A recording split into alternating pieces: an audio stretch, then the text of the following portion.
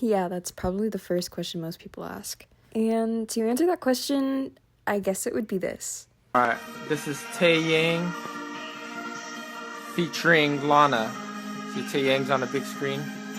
And Lana, back up a little bit, baby. You're getting too close. Woo, woo. Look at her go. Oh yeah. Oh yeah. Isn't that like the cutest thing ever? I know. Yeah, younger me knew what she was into. For example, you'd think there would be food in this lunchbox. Wrong. The only snack in there was just photos of Tae Yang. I might have had a slight problem when I was younger. And this photo, you would think that it's a normal photo of K-pop girl group Wonder Girls. Never change. Wrong again. It's a photo of me as the Wonder Girls. So, who do we blame for this? A lot of this interest started because of my aunt. That's her right there, and next to her is me. She lived in Korea for a while, and growing up, she shared that part of her life with me. She introduced me to the music, but she also shared stories about what it was like to actually live there. As I got older, that interest never really disappeared. Instead, it actually grew with me. For years, Korea was somewhere I only experienced through music and media. And then one day, I saw this amazing opportunity. And after so long, I finally had the chance to go. As a college student, this opportunity felt like more than just a childhood dream come true. It was a chance to experience a country that had been part of my life for years, but also a chance to step outside of my comfort zone. It was my first time traveling internationally or at all without my parents, and I knew it was the kind of opportunity I would regret passing up.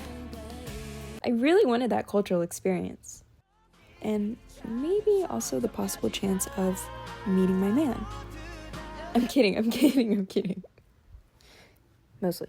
When I arrived in Korea, I honestly couldn't believe I was finally there. Everything felt so different, but somehow familiar at the same time. I found myself constantly noticing the small differences in everyday life compared to life back at home, like transportation, food, even trash, and how each community develops its own way of living. Throughout the trip, I kept having these little aha moments. One of them was realizing that my aunt wasn't just introducing me to her favorite music, she was my first experience with cultural exchange. Through her stories and the media that connected Korea to people around the world, my curiosity continued to grow. Visiting Hiker Ground was interesting because I was standing in a place that basically represented the exact thing that first introduced me to Korea. And seeing so many people from different backgrounds enjoying Korean culture reminded me that my experience wasn't really unique. It was a shared experience. At the same time, studying abroad reminded me that Korea is so much more than just the media that first introduced me to it.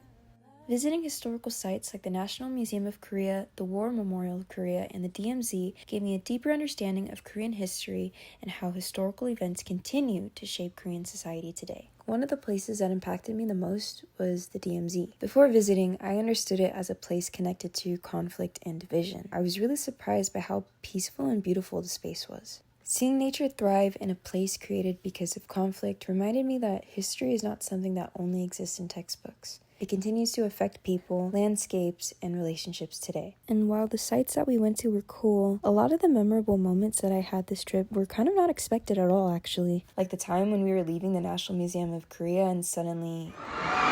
Wait, Hoshi? I literally would have never guessed that Hoshi from 17 would be performing that day because he was completing his required military service. But it reminded me that military service isn't just something that's discussed in history, but it's a pretty big part of Korean society. Hi, we're leaving. This is so tragic. Okay.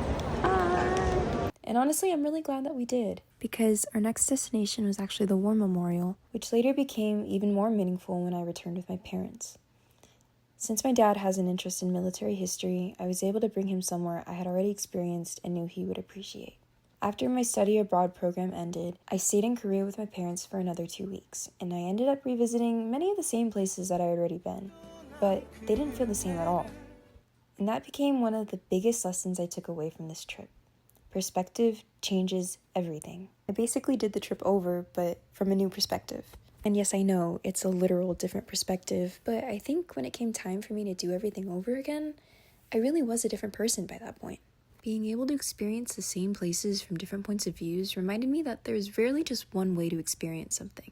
By the end of the trip, I realized that lesson extended far beyond sightseeing. Studying abroad challenged many of the perspectives I had before I left. It changed how I thought about traveling on my own, being alone, how I understood another culture beyond what I'd seen through media, and even how I thought about my own identity and the cultures I want to continue learning about. I came to Korea expecting to learn about a different country, but instead, I left with a new way of looking at the world, not only through what I learned about Korea, but through the reminder that keeping an open mind to different perspectives can change the way we experience life itself.